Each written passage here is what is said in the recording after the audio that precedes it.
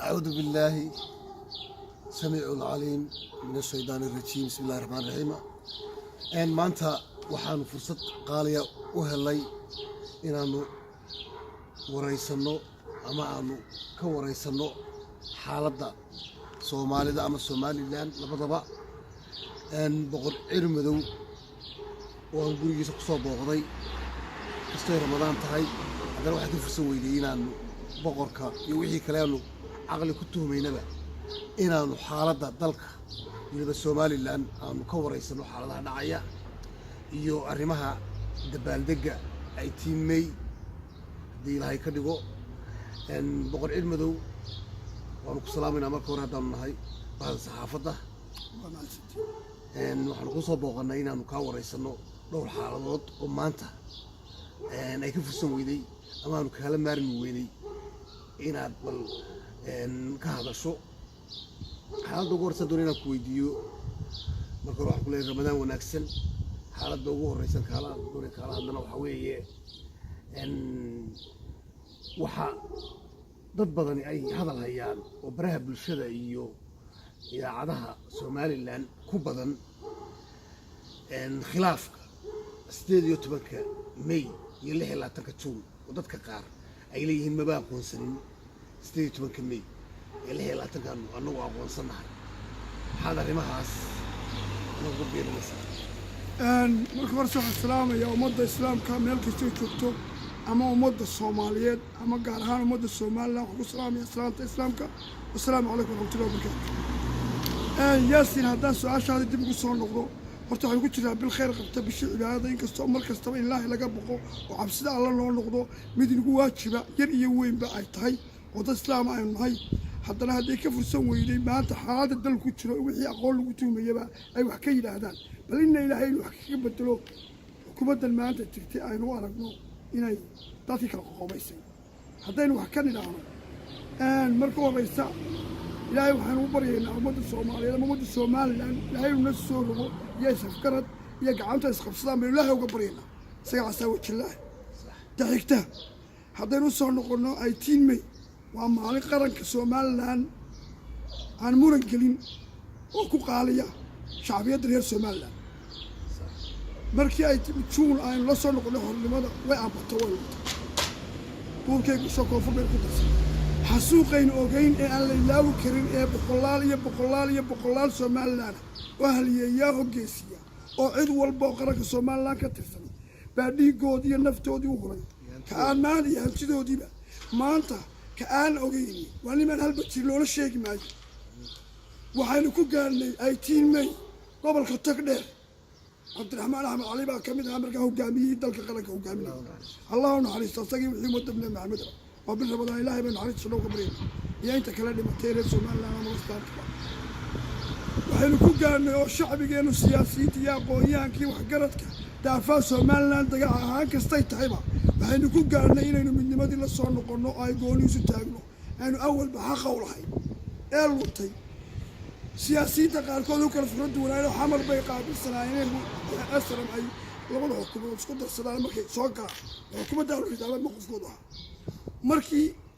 halka waa la iskhilaafay markii la iskhilaafayna shacab weynaha la hogaaminaya awoodda iyo baawarka meel dalka lagu hagaya iyaga iskale shacabku halka way ka mudaharaadeen waxaa waqtigaa waan joog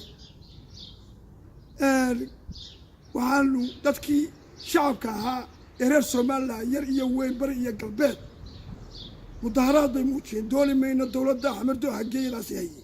ninkii garanaya nacasna loo sheegi maayo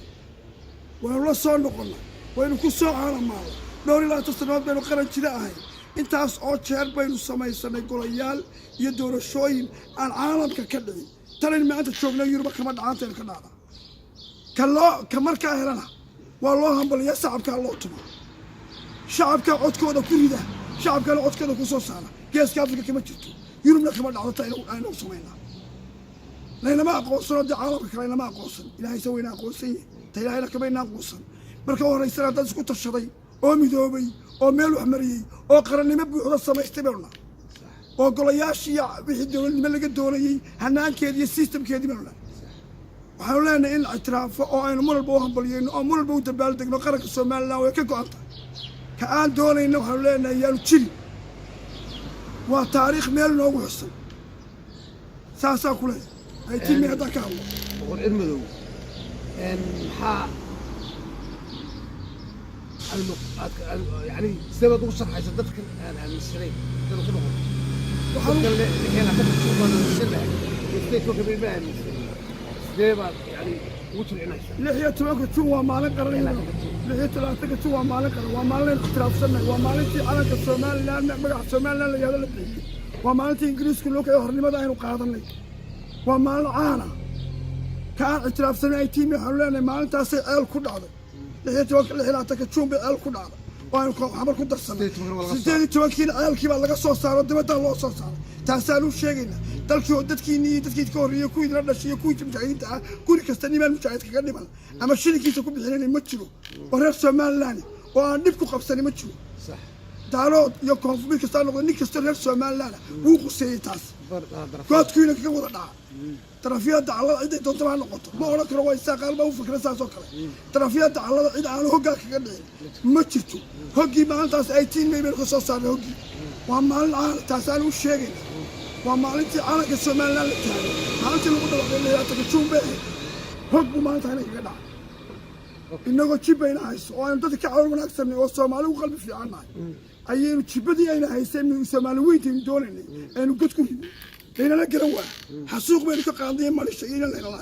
يجينا نتقال تبغى قالوا يجينا هل يجينا نكون نتانا بقولارية بقولار كل رافع كل نتان تحصل وصلنا حياة صاحب أن واد ما صرت وحمدو qodobka labaad aan doonayo maanta halkan aan kaga faa'iideysto waxaa jira maalmahan baraha bulshada waxaa la hadalhayaa xildhibaan maxamed axmed dhakool oo ka soo jeeda gobolka sool kana mid ah xildhibaanada golaha wakiilada isaga oo si qaab xun loo soo xidhay waxyaabaha lagu haystaan ay ka mid yihiin qodobka aynu ka hadlayno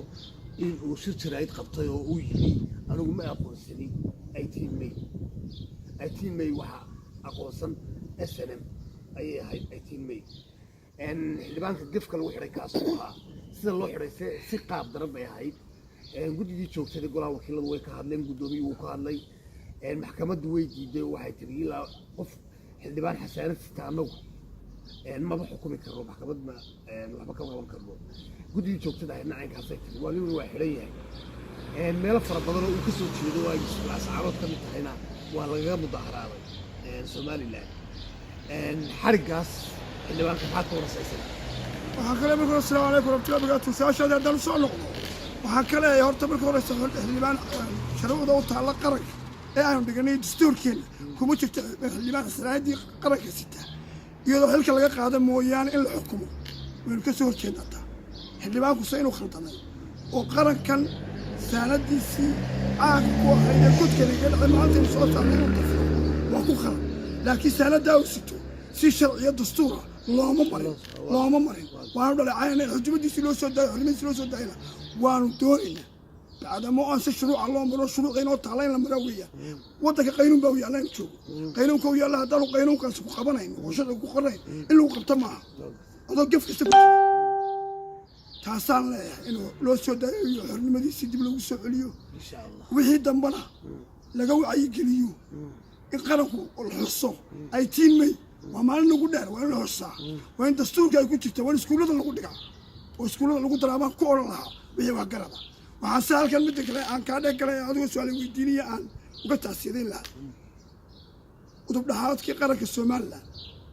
maalmaha imika soo dhaafay Xaaji Cabdikariim oo geeriyooday waxaan leenahay Ilaahay naxariisto janna Allah ka waraabiyo asagii wixii muddo bisbaa amiin insha Allah oo aad inoogu dheer waxaan leenahay Allah naxariisto janna ka waraabiyo asagii wixii muddo Maxamed iyo waalidiintiisa amiin ya qaranka boqol ka tacsiideynaa sida uu boqor cilmadow sheegay dhamaantayaba waxaanu ka tacsiideynaa ummadda Soomaaliland iyo ummadda Soomaaliyeed meel kasta ay joogaanba geeridaas udub dhaxaadkii Soomaalida lama oran karo Soomaaliland qore Soomaalida oo dhan Xaaji Cabdikariim Xuseen Xaaji Cabdikariim Waraabe in Ilaahay naxariistiisa ka waraabiyo maalin wanaagsan buu god galay Ilaahay ha u naxariisto qaraabadii iyo carruurtii iyo ubadkii iyo reerihii ka tagayna samir iyo iimaan Ilaahay ka siiyo qodobka saddexaad ee mutaaga gudbina boqor cilmadow waxa weeye waxaa jirtay maalmahan iyaduna hadalhayn fara badan oo xaggii doorashada ah, doorashadii golaha wakiilada. waxaa jirtay inay laba xisbi isku raaceen in ay doorasho qabsadaan. xisbigii wadani oo populationkiisu 100